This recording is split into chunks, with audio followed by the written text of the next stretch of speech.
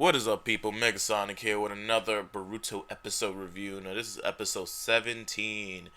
Runaway Train, Run Sadara Run. I guess I don't know. This is another Runaway Train episode. If you can skip this review, it's okay. Just I don't mind. If you just don't watch this review, it's just like the Denki episode. You can skip it. Just do it.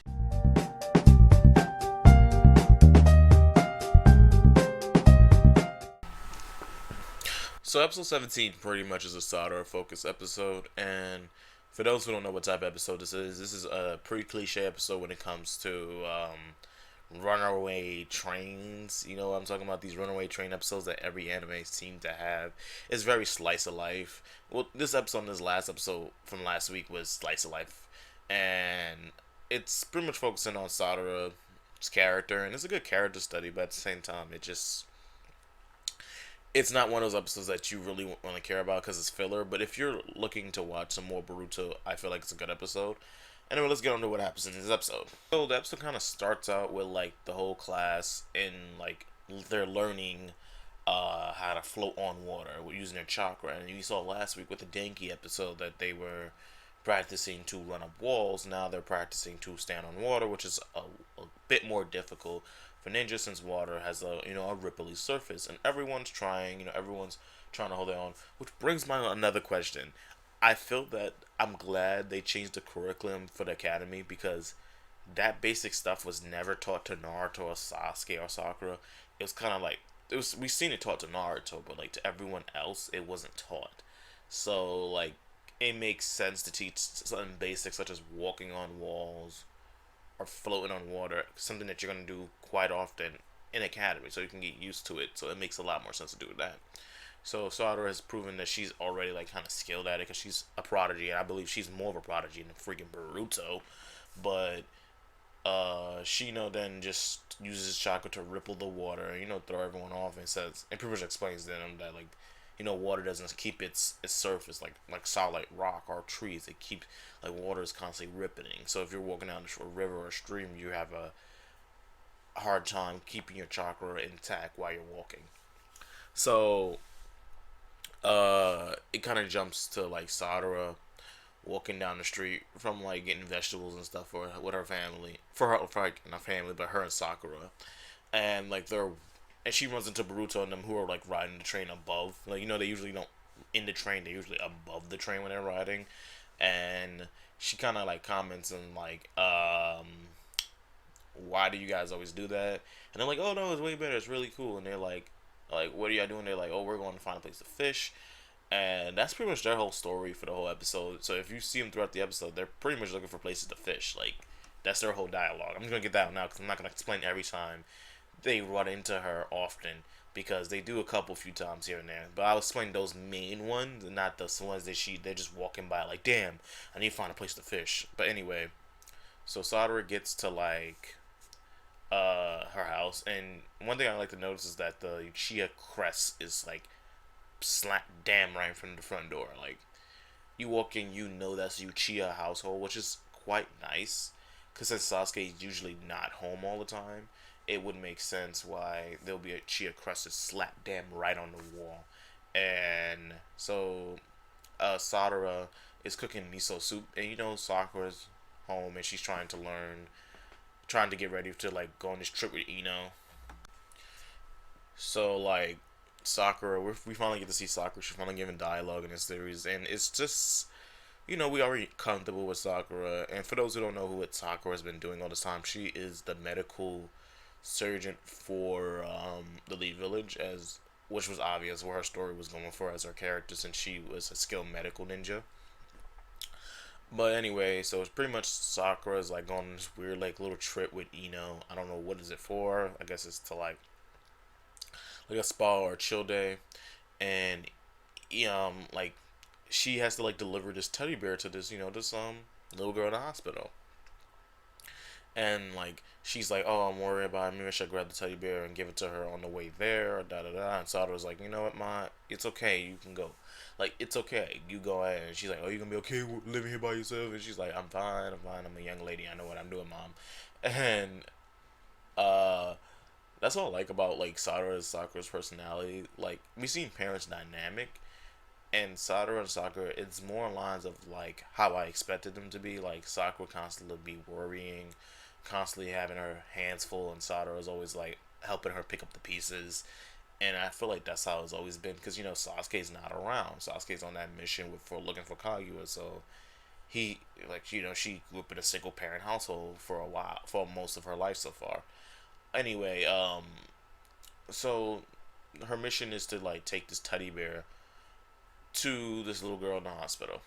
So she's doing that, and she gets on the she gets on the train, and this elderly, like not just elderly, let's not get to that point, but she gets on the train, and she's sitting there just thinking about life and stuff, and then all of a sudden, she almost misses her stop. She goes off at the stop, and then she realizes, oh shit, the package is on the train, so I gotta chase the train down, and this is where it gets predictable. Like she runs after the train, she jumps on the train. Like I was like, why are you not like? Why can't you just jump on the train? What she does, she eventually jumps on the train, and like it's funny because she criticized Boruto and everyone else for like riding the top of the train, and now she's like, whoa, this is actually kind of cool. Like it's really cool, and like she almost gets spotted by what's his name, Shikadai. He almost gets spotted by Shikadai, and Shikadai's like, yo, I think I seen Sakura on the train, and they're like, word, let's go tease her about it.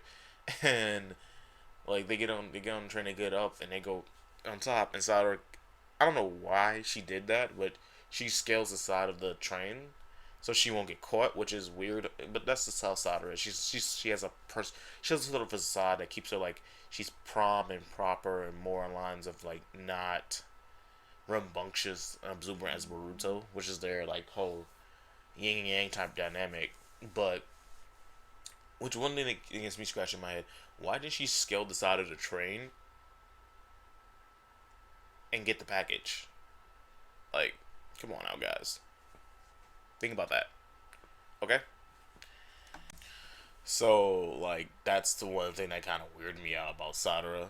It just would have been smarter just to scale the side of the train, like because the conductor saw what was happening, and he went to go, I guess, yell or curse out Boruto and them for getting on the train, because they have a knack for doing that. But Sadara jumps off the train and is like, "Dang, that was a close one," because I guess not getting the package was less important, more well, not getting caught by Boruto and them, and keeping your facade up is more important than actually like getting the package. I thought that was pretty stupid, but she runs into Chocho, and Chocho's like, "What's up?" Like, and she's like, "Oh," and she explains the whole situation, and Chocho's like, "I got you."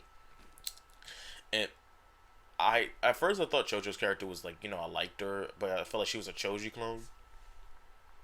I feel that I feel like the writers are giving Chocho a little bit more screen time than they ever gave Choji. So I felt like I actually like Chocho more than I like Choji, because she takes Sadara to like this backdoor dealing, like thrift shop type, like goods, like illegal goods bootleg place in like the city, and she goes walk through this alley, and they pop up in this little mart. And what happens is they go to this lady who can like get items from like other villages, like smuggle them in. And what she did is that she smuggled, like she usually like brings in food from like different cultures and different villages. And like since Chao Cho's mom is from the land of thunder, that's why all the black people at. If you ever watch Naruto, like where the black people at? It's like they have their own little village. They're all in the land of thunder, and we just be doing black people shit over there. But so if you ever want, like, if she ever wanting like food from from that place in that area, they go to that lady, and she usually has it. So what happens is that uh they go, I forgot one thing, but they go back and they go to the lost and found first before they do that. And the lost and found guy kind of like says, "Yeah, I have something like that too," and he ends up giving it to him, and like giving it to them, and everyone's just like, "Okay, we got a teddy bear," and they open it, the teddy bear is not the same teddy bear. And it's funny because earlier there was an old lady who she was trying to get on the train. There was an old lady in front of the train stop, and I felt like me and Sadara was in the same situation because I live in New York, and like that is annoying to deal with the old ladies and stuff. But anyway, getting back to the plot. So they try to like figure out where the old lady is, as well as where is this teddy bear from, And the lady's like, oh, you gotta pay me, and JoJo's like, nah, I got these fresh, untouched potato chips that no one's ever touched. Like, this is kind of like, can we get a JoJo episode about like what she do, like what's her normal day? Cause she just knew how to deal with this. Like, even when they went to Lost and found a dude was like another one lost. Like, is JoJo dealing goods? Like, Shoji need to go look into that. Like, she dealing goods or anything, whatever. But so they eventually find where the lady, like, where is that? And it's the old lady from the train earlier who had the similar bag. And they're doing some weird like ritual, weird ceremony. I think it is a actual ceremony that they do in Japan where they take like stuff from loved ones and they drop it and let it go down the river, and I believe only these like lily pads, and I think that's actual real thing in Japan or some other or Korea or some other country. I believe that's real because it actually has a sad thing about it. I believe that teddy bear could have been a child's or whatever or her grandkid or whoever who probably passed, and it's really sad. But that's kind of like the backward story. It's not told, but it's not shown in like that little detail. But like, so Sadara and them, they like kind of like see the bag going down the river, and Chocho just hands the lady her real bag, like, oh, this is yours. She goes, oh yes, and she goes, all right, here, I'll tell you what happened later. And they run to go get it, and meanwhile, like, they're like walking and rushing to get like this to get they're using the water walk on type technique. They walking on the river. She's trying to step lightly because she doesn't have it fully on control. She gets the bag, and then like Chocho goes, oh shoot, Boruto, and then like she like Sadara loses focus and like throws the bag to Chocho, and she falls in the river. So Boruto and them are like fishing. They're like, yo, because the whole episode they've been looking for a place to fish and they haven't got any place to fish. So, because that's their whole episode pretty much. Oh, we're trying to find a place for Denki to fish. And thank you God for not making that the episode instead of this, because I would not watch that. I'm tired of seeing those characters. I like seeing Sadara and Chocho. They're much more interesting in my opinion. But and it's kind of like this little funny scene where like they see something creeping up to them at the shore, and they're like, oh, what? Like, oh, it's that, someone get the net. It's probably a big fish. And then it pops up, it's Sadara, and Sadara kind of looks drenched, and she looks like annoyed and disappointed. And they're like, yo, Sadara, what are you doing here? And she just like, yo, it's hot. Like, menacingly, she goes, it's hot. I'll go in for a swim. You got a problem with that? And everyone was like, nah, you good. And it kind of ends from there, and they give the girl back the teddy bear, and it kind of stops from there, and that's pretty much the episode, guys. Like I said before, it's a filler episode, but I like Sadara's character. It makes it actually interesting. But like overall, I do feel that